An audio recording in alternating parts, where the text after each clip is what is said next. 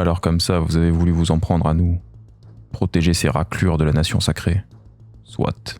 Dans ce cas, c'en est fini d'être gentil. Il nous faut de quoi nous équiper et on roule pas sur l'or. En temps normal, on vole pas les innocents, mais les chasseurs de tech, disons qu'ils ont fait leur choix. J'irai pas jusqu'à dire que ce sont nos ennemis, mais entre la nation sacrée et nous, ils ont choisi. Alors on va arrêter de les engraisser et on va se servir. Regardez-moi tous ces blueprints. Avec ça, on devrait sans souci pouvoir nous équiper décemment, parce que dans cet épisode, il était temps. Shark, au travail. Et pendant qu'elle nous fabrique de l'équipement pour tout le monde, on va chasser du garou. Vous avez cru que ça allait encore être des cannibales? Non, quand même, pas cette fois. Je pense qu'on en a assez eu dans les épisodes précédents, faut parier un peu. Puis j'étais curieux de savoir si on avait progressé au point de réussir à en venir à bout. Et c'est Sakura qui tombe. Aïe, généralement quand c'est elle qui tombe, ça sent pas très bon. Alors, je vous jure, j'ai pas attiré ces cannibales ici. Ils sont venus de leur plein gré, j'y suis pour rien. Et au final, ça s'est bien passé. On a pu looter le butin de notre chasse tranquillement. Par contre, il restait costaud et on était un peu trop amochés pour raisonnablement continuer à avancer. Certains d'entre nous boitaient pas mal. Donc on a fait un petit arrêt camping en plein air. Et encore une fois, c'est pas moi, on dormait tranquillement, on n'a rien demandé. Mais bon, puisqu'ils demandent à se faire savater, on va quand même pas les décevoir.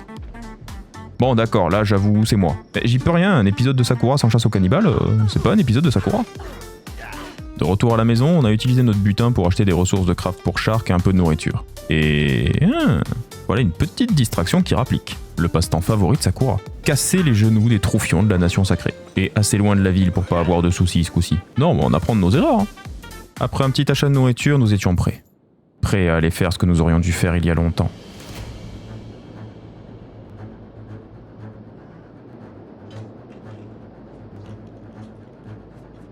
En route, mauvaise troupe.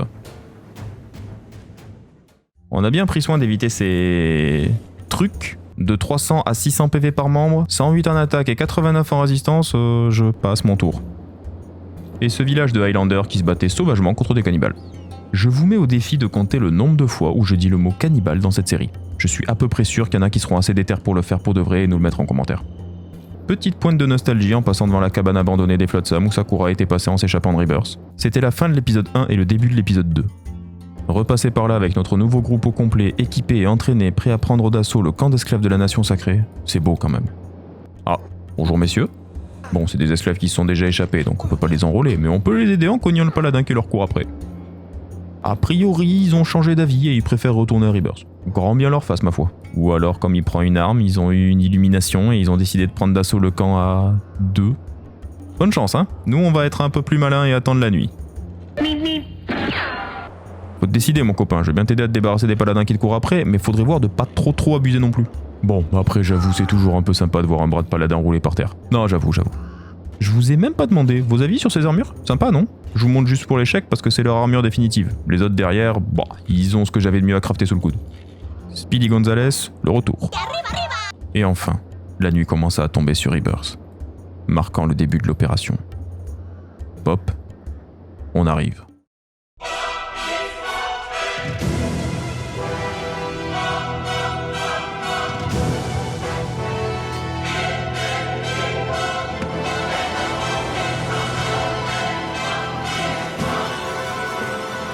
Les paladins se sont rués sur les tourelles du mur principal. Ces armes faisaient mal, très mal. Alors on a envoyé tout le monde charger le plus vite possible sur les murs pour s'en débarrasser au plus vite.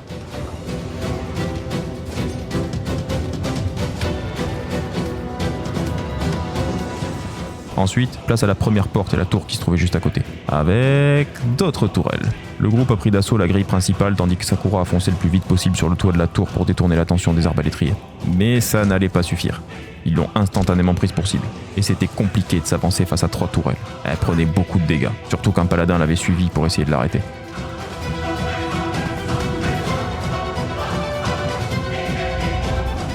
Shark à la rescousse. Allez les paladins, on laisse ces tourelles tranquilles et on se bat comme des hommes maintenant. D'ailleurs, au cas où vous l'auriez pas remarqué, il n'y a que des femmes qui ont rejoint Sakura. À part les 2 Hiver, mais est-ce qu'on peut véritablement les considérer comme des hommes ou plutôt non-genrés? Ça se discute.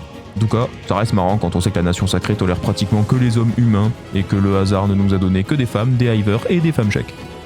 Pardon, de retour à notre affrontement avec un 1v1 épique entre Spike et un paladin.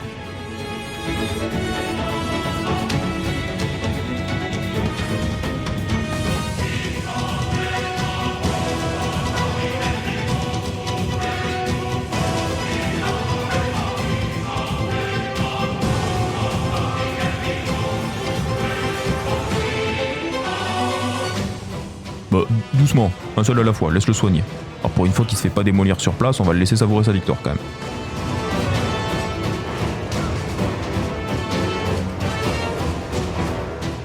On avait beau abattre des paladins, ils continuaient à monter la grosse pente au compte-gouttes. C'était infini. Faut dire, ils étaient quand même 174 là-dedans. Et Robero, j'aime pas trop t'utiliser pour le combat, mais là on a besoin de toi. Et devinez qui est tombé ? Bah Spike évidemment, qui d'autre pour se faire péter la gueule en premier. Si ce Hiver ne finit pas à 100 résistance à la fin de la série, il n'y a pas de justice.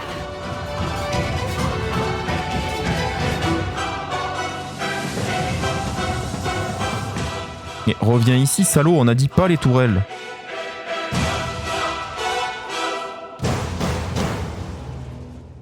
On va résoudre le problème. Log, c'est tes tourelles maintenant. Oh bah tiens, encore toi. Tu veux pas filer un coup de main ? Non hein, évidemment. Bon bah tout à l'heure j'imagine. Ah, je suis mauvaise langue, son pote vient véritablement nous aider. Incroyable.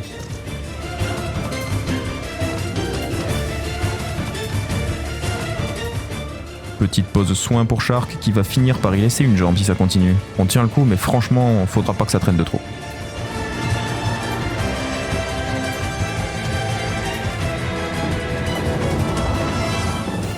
Ok, Robero qui tombe et Ukil qui tardera pas à s'écrouler lui aussi. Va falloir ramener Log dans la mêlée, on a besoin de renfort au front.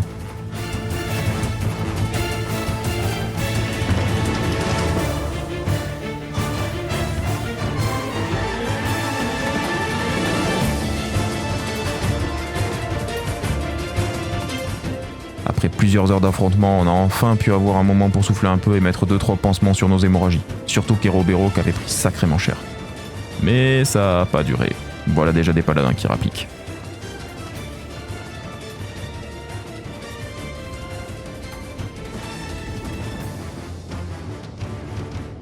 Sakura a dû prendre une décision. Repli stratégique dans la tour pour tout le monde, et elle allait chercher Pop. Personne ne serait laissé derrière cette fois.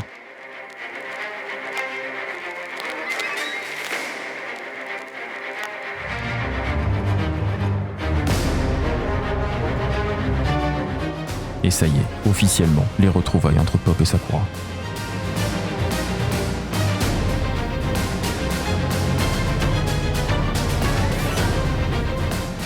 Enfin, si elle se fait pas péter une jambe avant d'aller la retrouver. C'est interdit de la victimiser maintenant, c'est Sakura qui a dit.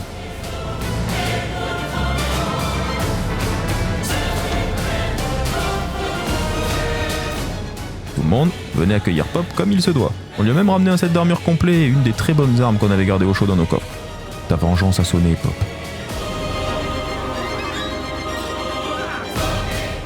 Son premier coup sur un paladin, comme c'est émouvant.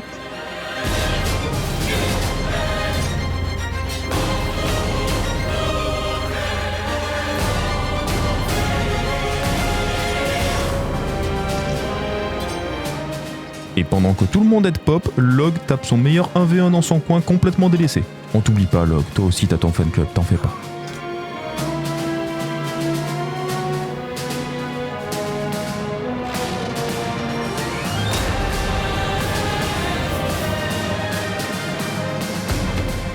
Et messieurs dames, c'est officiel.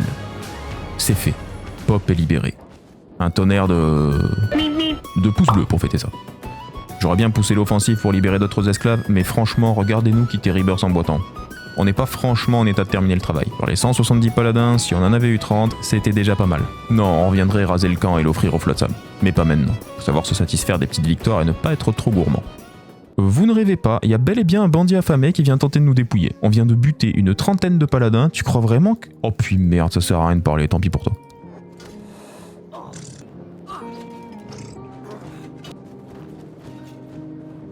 Ce qu'il y a de bien, c'est que du coup, sur le trajet, Sakura peut raconter à Pop toutes les péripéties qui lui sont arrivées depuis qu'elle a quitté Rebirth, puisqu'ils prennent exactement le même chemin que quand elle s'est échappée. Et finalement, on l'a fait. On a sauvé le soldat Pop et on l'a ramené à la maison. Petit tour chez le chirurgien pour la star de cet épisode. Elle en a un peu besoin. Beaucoup mieux, non ? Si ça, c'est pas du glow-up... Et maintenant que Pop est libéré, me direz-vous ? Mais ce n'est que le début. Nous avons d'autres alliés à récupérer.